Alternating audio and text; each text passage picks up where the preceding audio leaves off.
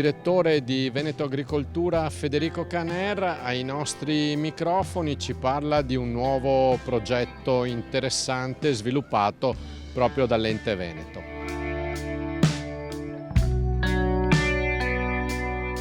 Il programma ACHIS è molto importante perché porta innovazione, porta soprattutto trasferimento delle conoscenze, che è fondamentale nel mondo agricolo, perché noi scopriamo anche tante cose grazie alla ricerca, all'innovazione, però molto spesso poi queste cose non vengono portate al consumo di tutti gli agricoltori, e questo è un problema perché in realtà noi dobbiamo spingere perché ci siano delle pratiche agronomiche importanti da fare in campo legate al tema, per esempio, dell'utilizzo dell'acqua, che sappiamo oggi essere un bene imprescindibile. Il cambiamento climatico porta a temperature più alte, soprattutto sul tema del vitivinicolo. Oggi siamo a Valdobbiadene, questo porta ad avere minore acidità nei vini, quindi raccogliere prima del previsto, e quindi ci vogliono anche nuove tecniche, nuove possibilità. Il progetto ACHIS aiuta a questo, a arrivare addirittura un domani a poter utilizzare, grazie al telefonino e grazie all'intelligenza artificiale, dei programmi che consentono all'agricoltore in tempo reale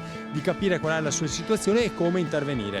È ovvio che dico sempre che questo non sostituisce né l'esperienza, la capacità, la passione degli agricoltori e nemmeno degli agronomi, delle persone, dei tecnici di campo, che risultano indispensabili. Però l'utilizzo dell'intelligenza artificiale a fianco per la gestione dei tanti dati. Abbiamo talmente tanti dati che si rischia di andare in confusione. L'intelligenza artificiale aiuta i tecnici a selezionare i dati migliori per poter intervenire in tempo reale.